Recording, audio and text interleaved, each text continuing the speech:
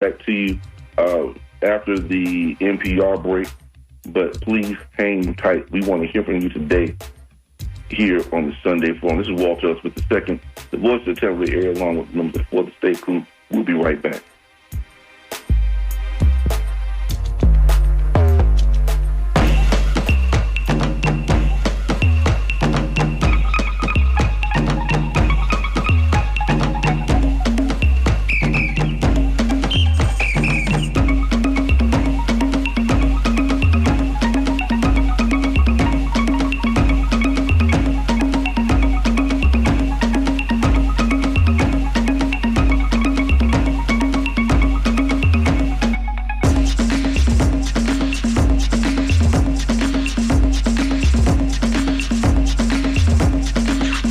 Listening to WMNF Tampa, music and news. Live from NPR News in Washington, I'm Giles Snyder.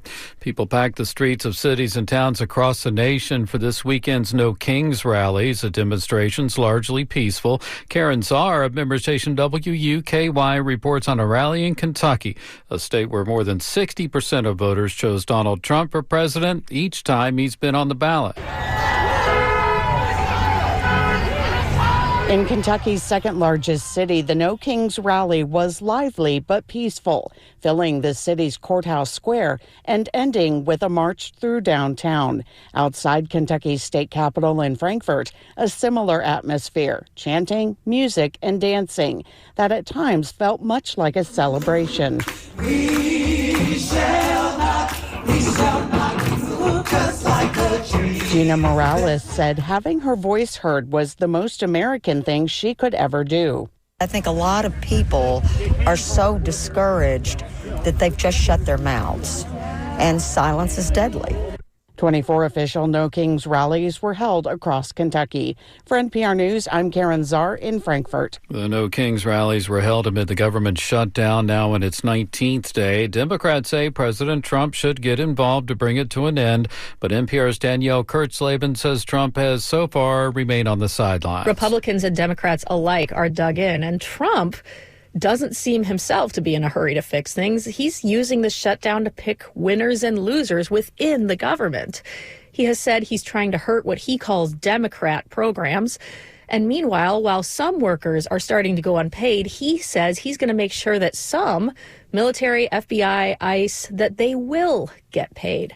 Israel and Hamas are accusing each other of violating the U.S. brokered ceasefire. The two sides traded fire today in southern Gaza. Israeli media say Israel responded with airstrikes after troops came under fire outside the southern town of Rafah.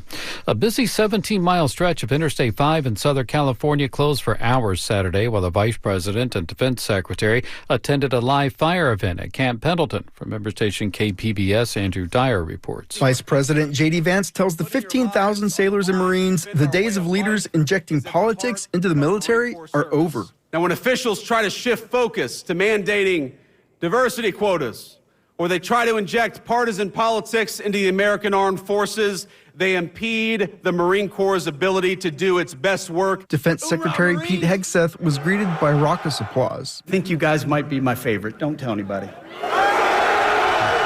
The amphibious assault demonstration that led to the temporary shutdown of the Interstate 5 freeway was held several miles up the beach from the event venue and broadcast to the crowd via video. For NPR News, I'm Andrew Dyer at Camp Pendleton. This is NPR. Louvre Museum in Paris is closed. France's interior minister says thieves have stolen several pieces of priceless jewelry. The robbery happened when the museum opened today. French media say the thieves entered from the riverside of the Louvre, where construction is underway, using a crane to smash an upstairs window to gain access to the gallery they targeted. They're said to have stolen jewelry from the Napoleon collection. Officials say at least one piece has been recovered. Japan's ruling party has forged a coalition with a major opposition party NPR's Anthony Kuhn reports from Tokyo that this clears the way for them to vote in Japan's first female prime minister on Tuesday. The Kyodo News Agency quotes ruling Liberal Democratic Party, or LDP, and opposition Japan Innovation Party officials as saying they've agreed in principle to form a coalition and will sign a formal agreement on Monday. That puts the LDP close to having enough votes in parliament to elect their new president, Sanai Takaichi, as Japan's prime minister. Takaichi is poised to break through Japan's biggest glass ceiling, but she's no feminist and supports a conservative definition of gender roles. Takaichi advocates a more muscular Japanese military and takes an unapologetic view of Japan's role in World War II, both of which are causes for concern with Japan's neighbors, including South Korea and China. Anthony Kuhn, NPR News, Tokyo. Voters in Bolivia going to the polls today in a presidential runoff election. The election comes amid an economic crisis. It marks a shift away from the Socialist Party founded by former President Evo Morales. I'm Giles Snyder. This is NPR News. Support for NPR comes from NPR stations. Other contributors include the Walton Family Foundation, working to create access to opportunity for people and communities by tackling tough social and environmental problems. More information is at waltonfamilyfoundation.org. You're tuned to mission-driven, volunteer-powered WMNF Tampa, where music, news, and culture collide. Last year's WMNF Halloween Ball was a blast. Thanks to Apollo Infinity and the fantastic drag artist who slayed the New World stage by bringing style, grace, and horror. We are working with Apollo again this year to bring you another thrilling night of glamour and bloodlust. Apollo will be joined by Kiera Kaora Summers, Medusa, Gidget Von Adams, Discord Adams, and Kat Sass. And don't forget about the costume contest. The Bewitching Hour starts at 8 p.m. Tickets are $20 in advance, $25 at the door. Stay tuned to WMNF for more show info. The Tampa Bay area is home to some of the best record stores in Florida. On November 8th, a new one will open its doors for one day only.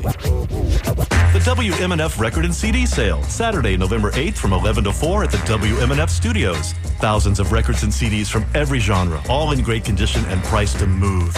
Art made from records will also be on display and available for purchase. Be a part of it all. Mix, mingle, and shop with your community at the WMNF Record Sale, Saturday, November 8th. More information at WMNF.org.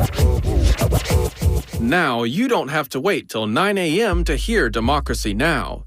You can hear it every morning at 8 a.m. on our HD3 channel, The Source. You can hear it online at WMNF.org/listen. That's Democracy Now! Weekday mornings at 8 a.m. on WMNF's The Source and 9 a.m. on our main channel.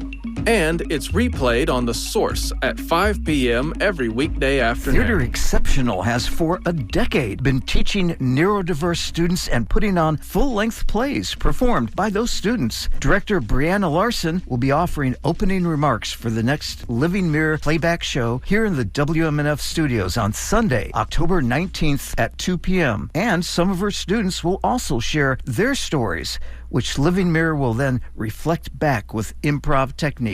Expect to be inspired. WMNF's programming theme for this month is devoted to persons with disabilities. You can go to WMNF.org/events to reserve your seat.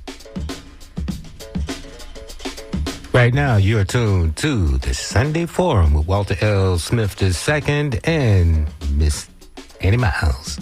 Walter? All right, this is Walter L. Smith II, the voice of the Tampa Bay area host for the Sunday Forum.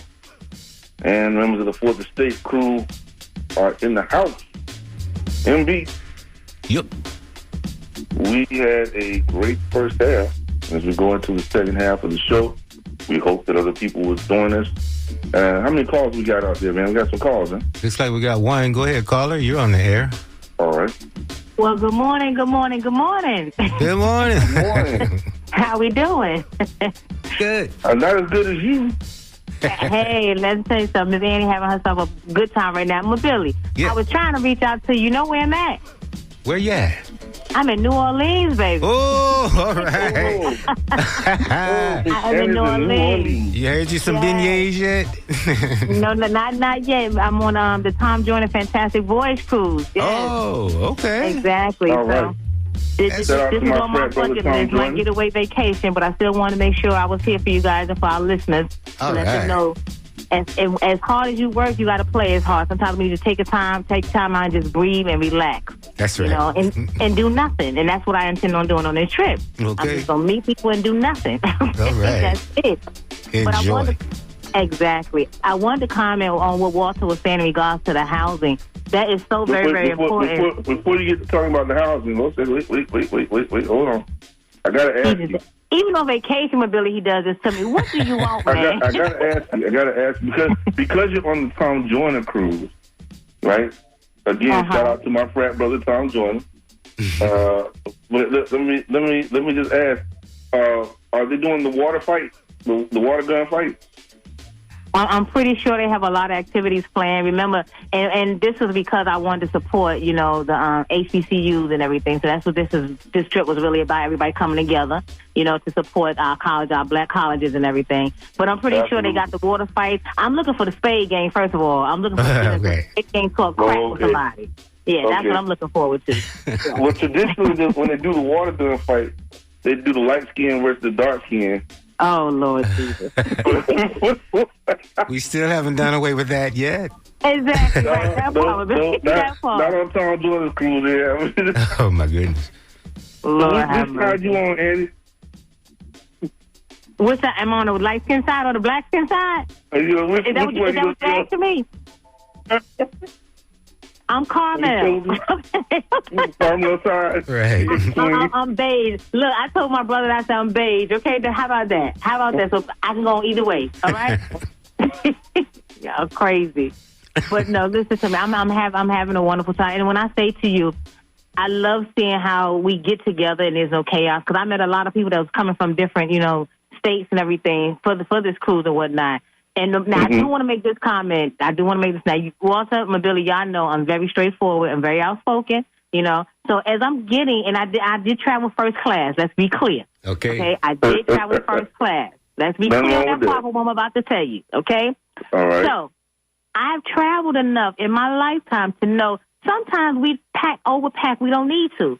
So on this trip right here, I said, you know what? I'm going to have fun. I'm not going to do a whole bunch of stuff. I'm not doing no excursions. I'm going to just be pretty sexy and just basically be naked the whole trip. When I say naked, I mean just bathing suits, you know, a cover over, whatever. So I'm not packing a whole lot. I am not going to overpack.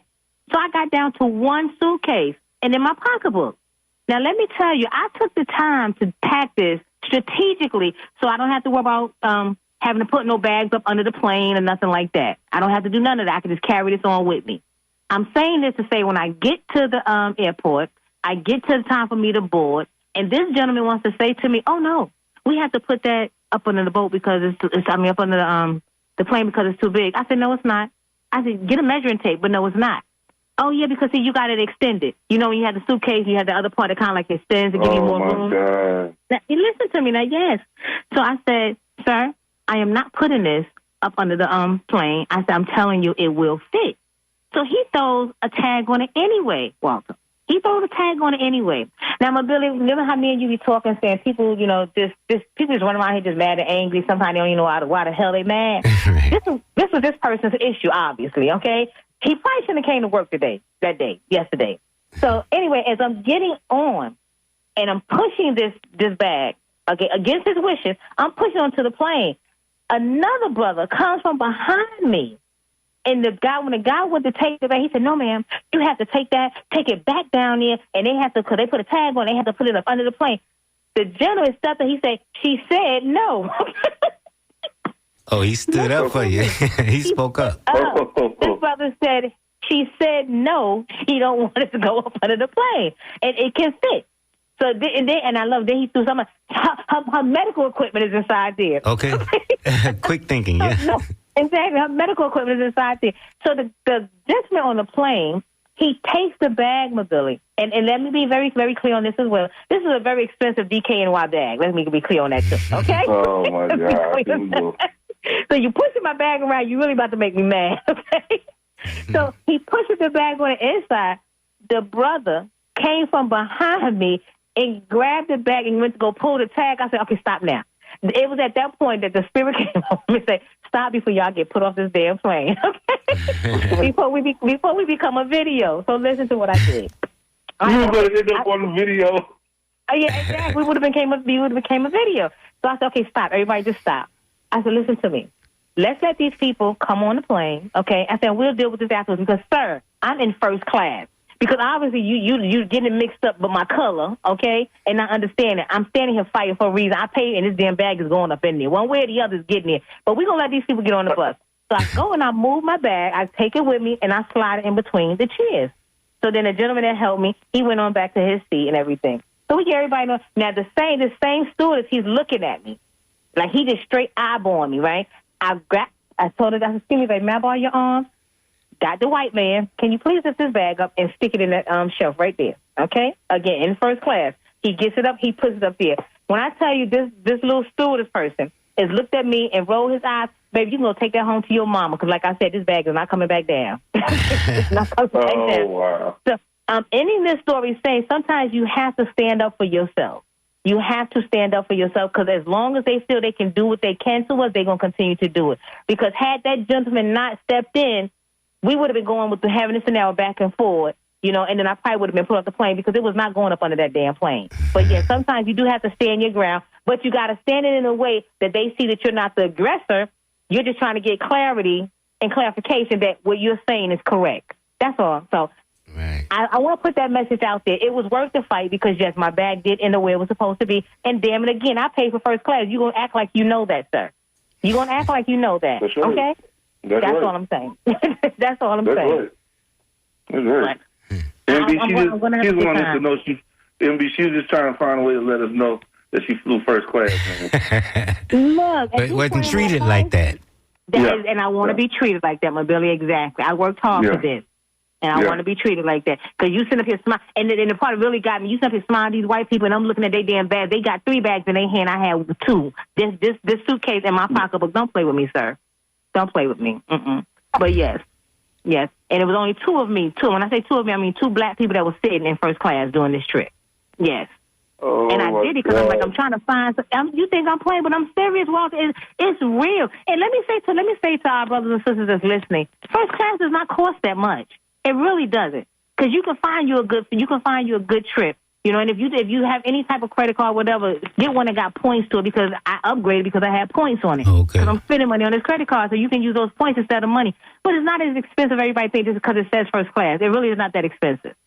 It really is not. So it's worth it when you don't work your whole life. Enjoy it.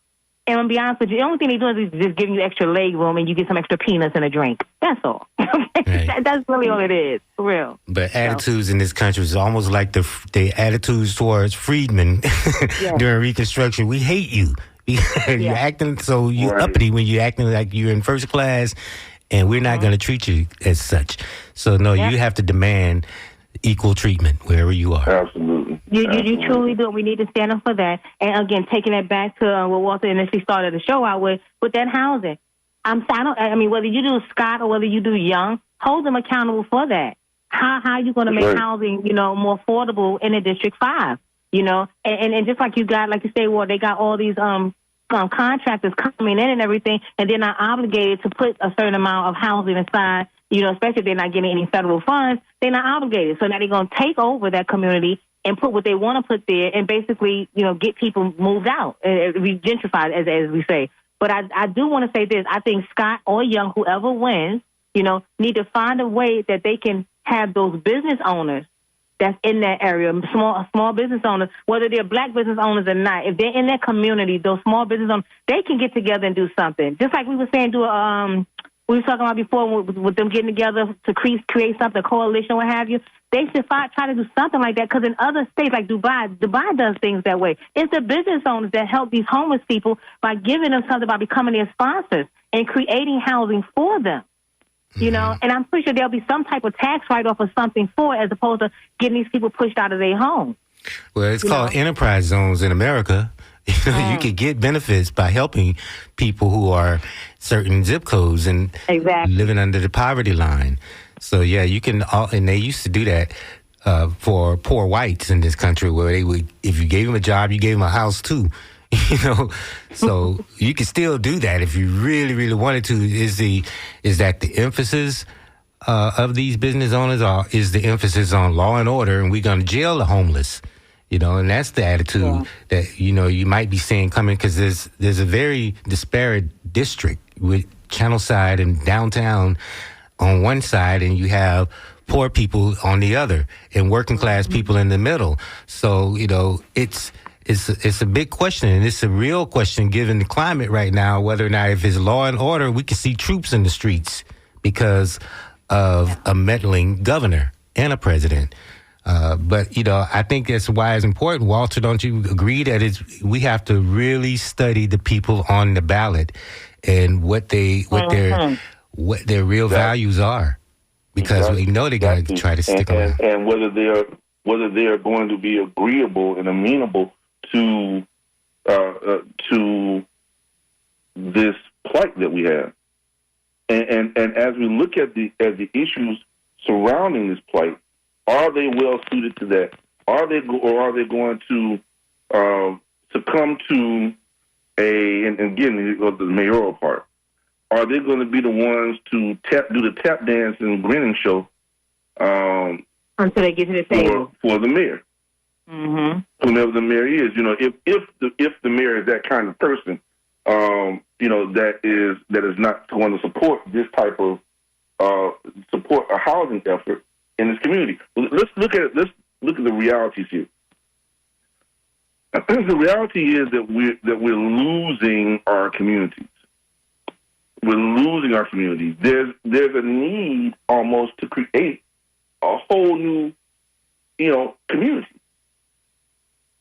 or just forget about it. Right? There's going to be a plaque that's going to say, "Oh, this was Belmont Heights at one time." Right? Mm. One of many black communities that existed that no longer exist. Do you recognize? I want people out there to listen to what I'm saying. I want you to recognize that there are no formerly white communities from the standpoint of communities saying or anything that says, "Oh, well, this community no longer exists because." No. That doesn't exist. We are the only people. We are the only people that have that kind of issue. No one else has that. No one. And so, knowing that, and I'm going to be honest with you, I've never heard anybody actually say that, the words. I want to hear somebody say the words. We are the only people in this city who have had that, who have that kind of history. Removal. No one has actually said the words, so I'm going to say the words. I'm going to say the words. You heard it first, right here on the Sunday Forum. Black people are the only people in the entire city and in Hillsborough County that have that have communities that have disappeared and are only remembered, if at all, I repeat, if at all, by a plaque. There's something wrong with that. Well, and white people, if you feel convicted by what I just said, well, let the shoe fit. If the shoes fit, then so be it. I'm telling you what it is. There's no need to be convicted by what I just said. Just know that's the reality of it, and it has to change. So give a little bit more clarity. When you say disappear, what do you mean? As in they no longer exist. As in they no longer exist. Or just been relocated? No, ain't no relocation. Ain't no relocation. Well, that was a historic problem of urban removal. Whenever there was a major development, black people who were living in a certain part of town were removed and did not benefit from that. It's not called urban removal. It was called urban renewal. Right. That's what it was called officially. But in practice, it was removal. Yeah. But I digress. We just going to remove them from here and then we're going to plant them someplace else. So that's what I'm saying. When you say disappear, verbiage is everything. And somebody's going to come and play word games with you. So that's why I like clarification. So what Mobility is saying, I get it. They use the word urban renewal, but they removed them from where they were and planted them someplace else, which is the same thing that they did. I called those little apartments over there downtown, those little pink houses. What was that one that they shut all down? They finally, You're talking about Tampa Park. Yeah, Tampa Park. You know, I called them little pink houses. But you saw what they did to them. They literally pulled all of them out of there, you know, and some of them they put over there on 22nd Street when they redid those, and some they put in towards Brandon. So they removed them from that location because it was horrible. It was looking terrible. They removed them from there, you know, and they placed them someplace else. So when you're saying disappeared, it's like, oh, well, what do you mean disappeared? They didn't just vanish. No, but you still took that whole community away. So I understand what you're saying, but that's what I meant by clarification. Yeah, no, so let me be clear. The people that were removed that left during renewal, there was no real intention to put them anywhere else. They just go wherever the hell they could get. Nobody cared about where those people went. Right. Well, true. Nobody cared. All of Tampa. That's why there's no more Robert City. Robert City was right there where the park is right now on Riverfront Park. What we call Julian B. Lane. Where University of Tampa is right now. Where they expanded to. Well, I think black people should be everywhere. I think we should claim Bayshore and New Tampa and every place that exists in the city of Tampa. We used to be on parts of Bayshore as well. You're not wrong for that. Hell, we have a right. You know, it's crazy because what people are not realizing. I know you're calling it gentrification, whatever, but what they're not realizing, they're literally separating us again. They're literally putting us in little plots. This is where you're supposed to live. This is where you're supposed to live. They're doing it all over again. That's what they're doing. They just using different names for it, but it's literally that's what it is. They're literally sectioning us off again, you know. Yeah, and when you see a car come past this far and it looks like it's a black person driving it and they got an expensive vehicle, police, let's go follow them. That's profiling. Exactly. You know, so the areas where I can name a billion of them. I mean, you know, Port Tampa is another one, right? It's disappearing, or it's gone. Basically, it's gone. The historic homes that were there. The buildings that were there is probably 1, 2, maybe. The captain's homes, the houses that used to be there, gone. So any history, any of our history, anything that has to do with us, is gone. When you talk about West Tampa is almost unrecognizable. It's almost unrecognizable. If it wasn't for the fact that you have a Cypress Street where you still have some of the houses still there. If you didn't have Beulah Baptist, if you didn't have my grandmother's house, which is sitting there in West Tampa, which is a landmark, these are different landmarks there. If you go down Main Street, you wouldn't know. If you didn't know Main Street, if you've never been down Main Street, you just barely would even know that it even existed. You know, and so And the only thing that lets you know is there's a marker. There is no marker for Robert City. People from my generation don't even know that Robert City even existed. It's up to us to preserve our history as well. Whether it's not there and physically, we could still tell the stories in our homes. That's right. And I like the fact that you're saying that, Walter, but see, that's another thing that needs to be picked up. You know, it needs to be someone out there, you know, fighting for that, to bring that to the attention of Scott and Young. You know, what are you doing about this? Why do we not have a plaque that these individuals was here? So that way we know what part of the community this was originated from. You know, what was this originally before you came in here and changed everything out? I love the fact what you said, my Bill, in regards to people was back out there again yesterday saying, you know, no king and all this stuff, because it blows my mind. And it doesn't matter what administration, because I think all administrations did this part. They spent all this money in the White House every time somebody new comes in, whether it's redecorating, whatever the case may be. But they spend all that money in these fundraising, and none of that comes back into the taxpayer's pocket. None of it comes back to us. None of it comes back to the community. It still goes to them that already have. No, it goes to him, the con man. That part, too. That part, too. I had somebody say to me, well, you know what, he's not really making any money and this and that. And I just want to tell them, shut up. Do you not know this man trying to put his face on the money now? Okay? He's trying to put his face on the money.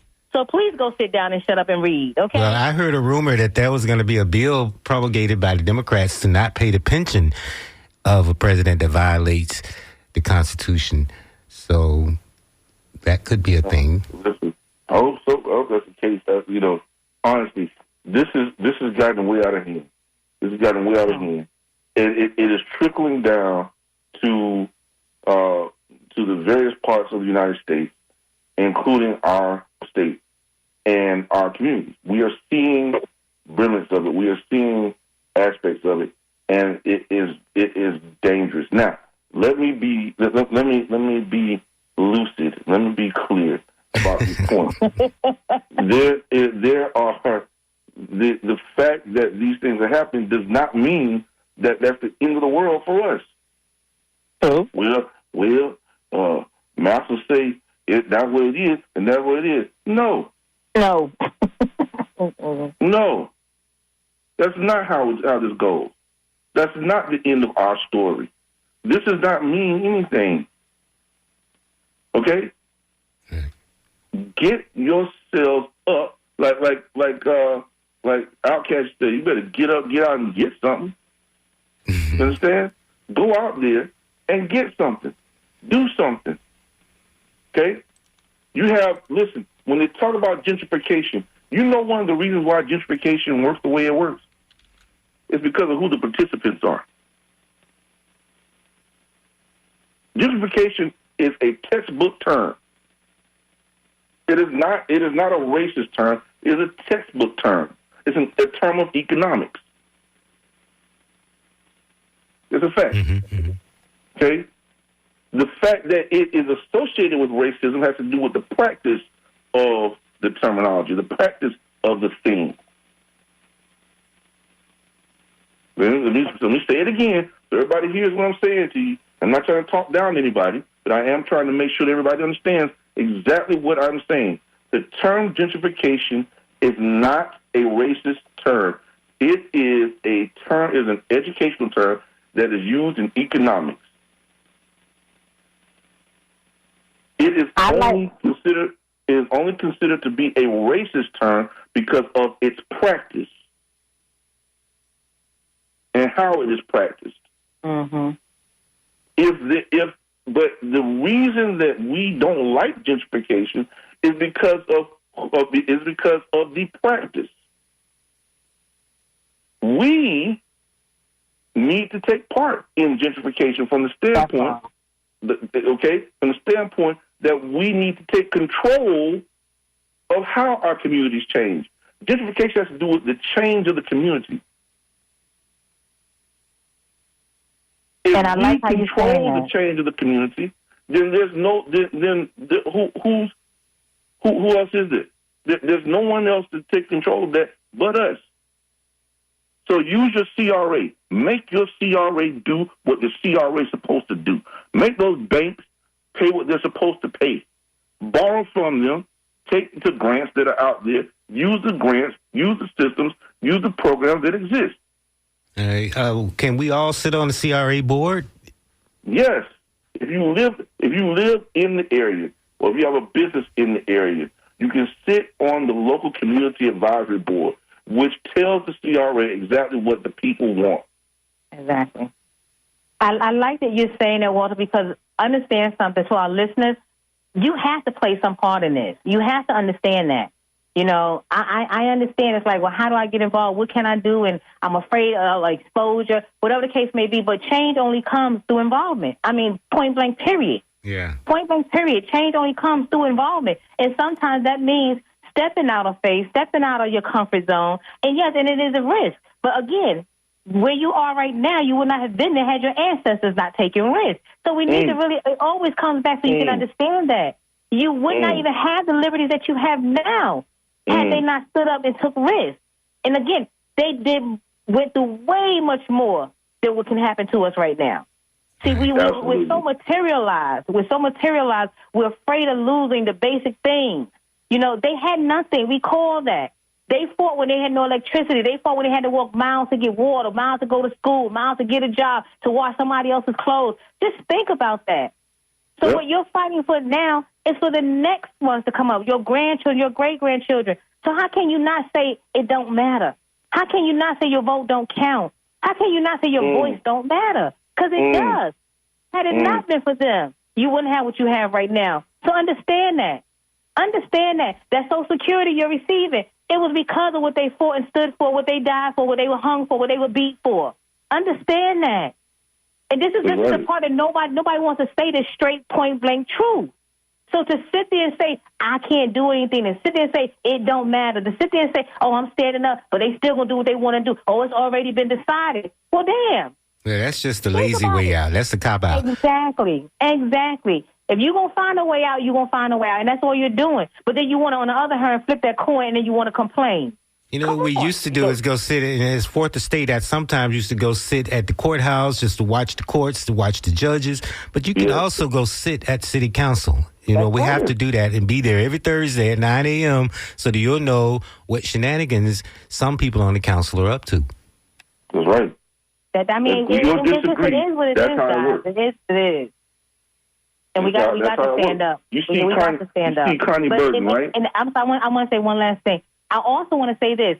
Our ancestors did not have the opportunities that we have right now as well. Like you said, Walter, we can join the CRA. We can apply for grants. We can, stand up. We can sit up there and now get more than what they had the options to do at that time. They didn't have these opportunities that we have. But it's too much out here now for us to say we don't have a voice. We don't have a way to do things because it's here. It's available to us. You just have to get off your lazy behind and go look for it. Go research. Go ask for help. Find somebody that's smarter than you, okay, and let them mentor you or something. But to sit there and just complain, you're the problem. Look in the mirror. You're the problem. Because all you're doing is complain about what's wrong and not trying to find a solution to it. I get passionate about this kind of stuff because it blows my mind that, and I said it to my own children. I said to my oldest daughter, don't complain about something if you're not going to participate in the change for it because I don't want to hear it. I don't want to hear it. And I will say it to anybody because everyone knows how Miss Annie's tone is. Okay, so let me be clear. Okay, I'm not yelling at you, but I'm passionate about what I'm saying. You cannot complain about something and you choose not to do some type of something, anything to make it change for yourself or anybody else. For yourself or anybody else. Do you not understand how powerful that is? Action, action, action. That's all. Go ahead. Let me tell you, man. When I didn't like what was happening in Ybor City, I went out and did something that I'd never thought in many years. And somebody mentioned it to me, and I thought it was absurd at first. But 10 years ago, I joined the Barrio Latino Commission. I remember that. Right. The Barrio Latino Commission, for those people who don't know, is a governing body, a commission that's established by the city of Tampa to oversee the development of Ybor City, to maintain the historic fabric of Ybor City and any new development that takes place there. I was the first black person ever to sit on that commission. It had never been occupied. No seat had ever been occupied by anyone black or anybody even of color on that commission. Now, let me tell you one of the challenges that went along with that. I'm an engineer. I'm not an architect. I'm an engineer. And there was a specific segment that said that you cannot be a member of the only way you can be a member of the Barrio Latino Commission is if you live in the area, number one, if you were an architect, right, or if you were an attorney, right, or if you had a business in Ybor City. Now, I had one, maybe two of those points. One is the fact that I had a business that operated in Ybor City. My family was from Ybor City. But the main thing was, but I didn't live there. I didn't live there at that particular time. The main thing that they were trying to discuss and argue over, listen to me, argue over was whether or not I could be on the committee if considering I was an engineer. And are you serious? Considering that I'm an engineer, not an architect, an engineer, and I don't care how you feel about it, it's a fact. Engineer supersedes architect any day of the week. Okay. Let me be clear, okay? So let me be clear, okay? Even architects will tell you that. An engineer supersedes an architect any day of the week. So why is there an argument as to whether or not an engineer can sit on the doggone Barrio Latino Commission? Why was that an argument? But it was, and ultimately what they did was they put me on the commission, and I served for about 5 years, I think, until I moved to South Carolina. But the point is that it was an unnecessary litmus test for you because you had some skills, and yet they questioned your being there. Because you're black. There were some things that came up. There were some things that came up that I challenged that were very serious, and some of them were of an engineering nature, others were not. But one of the main things that came up as that was part of the Barrio Latino Commission that we had to really contest was, and I brought it up, was the issue of this continuing disappearance or the continuing action of Department of Transportation to destroy casitas in Ybor City. Take down old homes. It was like we're just going to tear down this house so we can expand the expressway. No. You're not just going to come in here and just tear down old houses. That's part of our history. And it's a big part of the black history of Ybor City. Mm-hmm. And so I brought that up in the meeting. And so what it did was it prompted a vote in order to change the rule that said that what we could do instead was have those houses, we could give those houses to people, right, who wanted them, and they could have the houses removed from where they were, because they were not traditional foundation houses as we see them now. In other words, poor foundation. They were actually on piers, so they could be removed, right?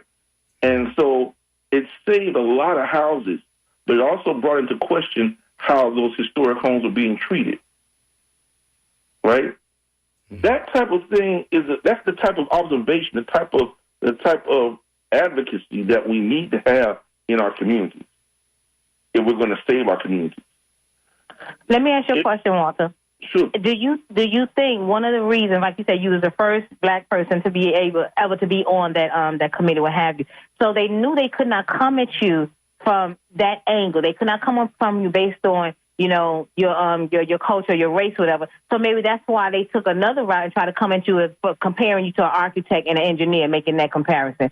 Because the sad part of it is that does happen as well. That does happen as well. And we experience that in our workplace and all these things.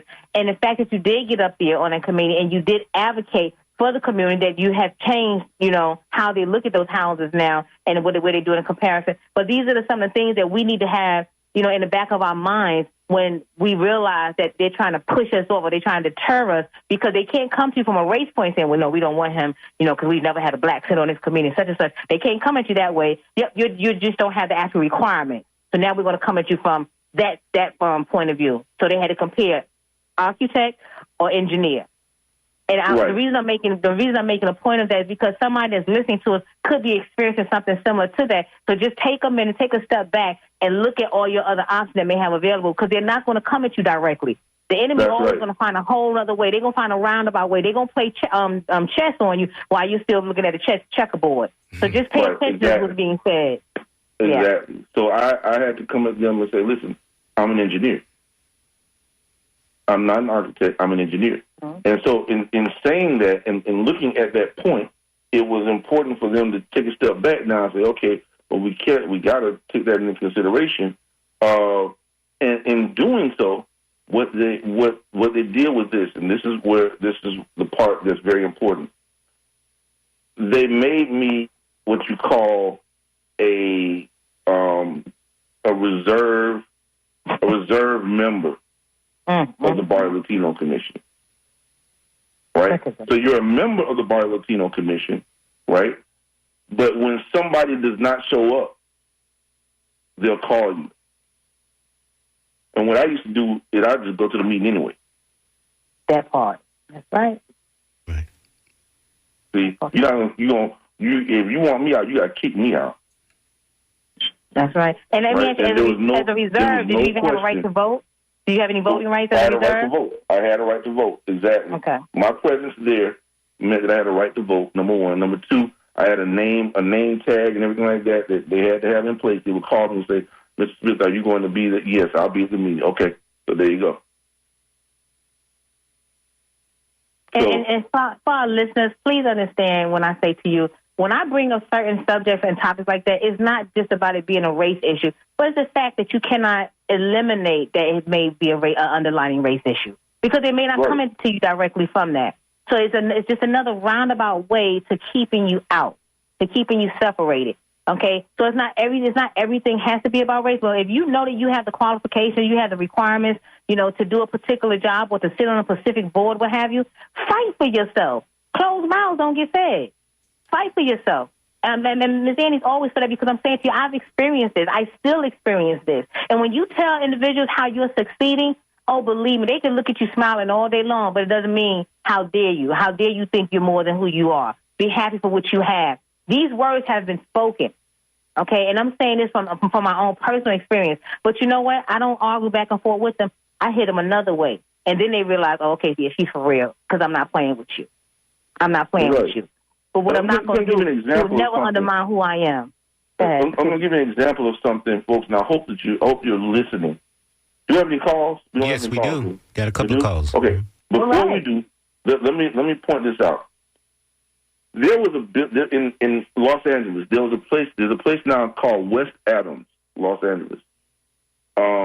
It's now called West Adams, Los Angeles, but the community that it used to be called was Sugar Hill District. The Sugar Hill District was where all the black stars lived there. Doctors, black doctors, lawyers, engineers, all of them lived in what they call the Sugar Hill District community. That community now is no longer there because the people, the racist administration wanted to run a highway, an expressway through there. Okay, and what they did was instead of using racial terminologies or whatever it is, the traditional type of redlining issue.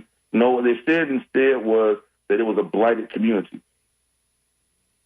Well, when it was being confronted, the question was, okay, maybe I'm not understanding what you're calling blighted, because Hattie McDaniels lives there. Duke Ellington lives there. These houses in the area there are very well kept. What do you mean by blighted? And that brought up the question, what that blighted means. Torn down. It means ruined. It means somehow there's something wrong with it. Right? Okay. So none of that really truly described the community, but they use that as a means to describe the community and justify the destruction of the community. And this is what we're talking about when we talk about our community. When on this show, when we talk about environmental conditions, and we talk about when these people come into our community and have these gas stations and let them run down, right? When we have these snowbirds that buy houses in our community and let them run down, why do you think they do that? They do it for a reason. It's so that they can take away the community. They don't care about it. They're going to make it, but before they do it, they're going to take as much of your money as they possibly can, and you can live in slum and blight while they live where they live and put their kids through college off your money. Well, a lot of it is absentee landlords or absentee owners. They don't care. That's exactly They're right. not even there. Again, the absentee landlords and all that stuff, they are taking your money and living life the way they want to live life while your community runs down. And it's called slum and blighted. So while they're calling you slum, blighted, criminals, and everything else, and you're living in this filth, and your community is running down, and you're letting it run down, guess what? They live in their ivory towers. You can change that. You can be the change. I say this message to Bishop Scott.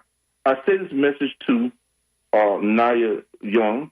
I say this message to anybody who's out there who's serving in the capacity of an elected official. If you're representing us, you need to represent us knowing that these things happen, knowing that you are the difference, knowing that your vote is support. Your vote on that council, that committee, or whatever it is supposed to make a difference and help to preserve these communities and make these communities better. Not just preserve them, but make them better for the people who live there. I love that. Because when they coming out to vote to get your vote, that's when they come into those communities. So I told you where I saw Young at. You know, she was over at the barbecue place on Wednesday specials because they know that everybody goes on Wednesday special for the barbecue. She was right out there, you know, all those people that's from that community because she knew that's where she was going to find them at. And that's what they do. They come to where they know we congregate on a regular basis and tell us what we want to hear, okay, to get them where they want to be. And once we got them at the table, we don't hold them accountable anymore. If they going to be there to grab your vote, then make sure you hold them to what you're voting for. I love it. Haze them. Like we do in the frat. Haze them. It'd be helpful if they brought the barbecue. That would be good. I'm talking about haze them. Right. Put them through something. Make them understand. You ain't just going to walk up in here and just take it. Ask the question. After that, make them go through the gauntlet. Let them know. You ain't just going to take it. You got to earn this. Yep. Shoot. Let's take a call. Shoot. Oh, you said we had a call? All right. Yeah, shoot. We going to take a call. Go ahead, caller. You're on the Sunday Forum. I'm Joel. Hey, Joel. Good morning. Good morning. Thank you. You're certainly making me think here.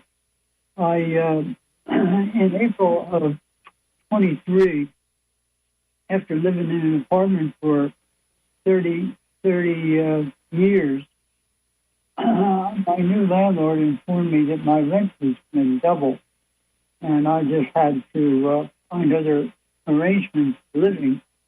The fact is that 2 single-family homes across the street from my small apartment house were flattened, and then up went 2 other properties worth $3.2 million. Wow. And that raised the tax base, the valuation of properties in that neighborhood, and so I was out. I went to the Tampa Housing Authority that month, in April of 23, and just got a email response from the Tampa Housing Authority to renew my application for housing because I may be up for housing now, 2.5 years later. I know what this housing thing is, and I know what renting is. And what happens is that we have leadership and rules that are made to favor the landlord, and the renter has no rights, basically no rights, or very few, in renting property. And I think it's a problem of our leadership and mismanagement allowing rules like this that exclude people from fair housing. And I was, by the way, I'm happy to see WMNF meet their fundraising goals. Thank you. Yes, thank you. I made a contribution, and also I learned recently that Bucks quarterback took $1.5 million that he earned from performance bonuses, and he gave it to the purpose of building homes for the homeless, which was I was very happy to see that kind, empathic donation. Now, the big picture, and as I understand it, Walter, is that, and as I understand it, and I hope I can say this so that you can understand it too, because you've been asking for understanding. And my understanding is that the two parties in power have kept us alive, many of us alive, and surviving, but not thriving. We can do better. And I think what's needed drastically is not just a No Kings rally, but a third People's Party rally. We need a third party, a People's Party, to give some perspective and sanity to our leadership and to managing this government. We've got a big cleanup to do, and we can do it better and more effectively and efficiently with a third party included. And these Democrats and Republicans, they've let us go for the sake of order. They've made rules just to keep us orderly. And right now, we are not orderly. We are in chaos, and we want to have a more just leadership and with justice and peace and joy for all. Yeah, but we have one party that just changes the rules at will. Third party, that's what I want. Well, yeah, you're right. There needs to be something, some mechanism put in place that makes them uncomfortable, that makes them very uncomfortable. Right now, they're complacent because for centuries, for at least 100 years, this has been the case. Since Reconstruction, to be precise. Yeah. At least. Any more calls? Oh, no, that's it. Okay. I really think people should read the book Reconstruction or listen to the audiobook. It really is an eye-opener about the racist politics that took hold and has been the case ever since. So, Reconstruction by Eric Foner. Look for that book. All right. Yes, sometimes it don't hurt to go back and revisit some things. So I agree with him on this. Go back and reread it. If you have read it before, go back and reread it again. I'm doing it again. Sometimes that don't hurt. I'm listening this time. So I can hear it anywhere I'm at. There's a need for us to understand not just civics, but also understand the mechanisms within our society, within our community, and to participate in those mechanisms in order to get the outcomes that we need to have, that we want to have. Without understanding those mechanisms, without participating in those mechanisms, we are going to get more of the same thing. We're going to continue to get gentrified by outsiders with no controls over what happens to us. We're going to continue to get a mass exodus of our people from one place to another. You're going to continue to get the physical ailments from the food desert issue, from the environmental issue, if we don't start being a part of our own environmental justice fight. I will never understand how it is that we can continue to say these words about being a part of your own environmental justice fight. You just stand there and they just keep punching you. I don't understand it.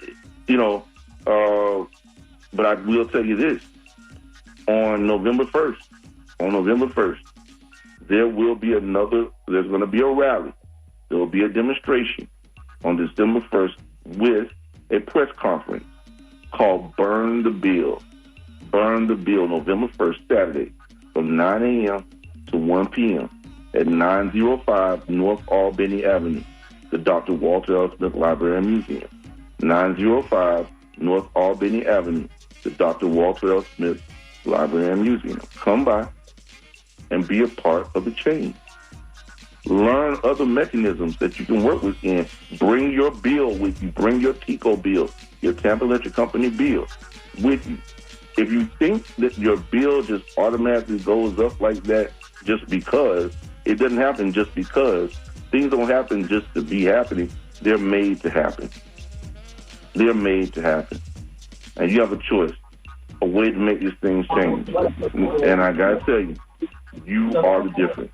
So as always, with my voice to the radio waves, to the hearts and minds of the people, we love you. There's not a thing you can do about it here on the Sunday Forum.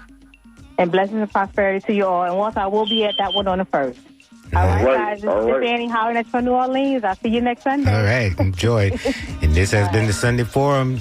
Post and Martin Hootenannies coming your way next here on WMNF Tampa. We could get done. Cool to run battle lines and drawn. Take one for the USA, the new Babylon. Renegade nation formed the new Babylon. Man-made war for mind control carried on. From NPR News in Washington, I'm Giles Snyder. Special Envoy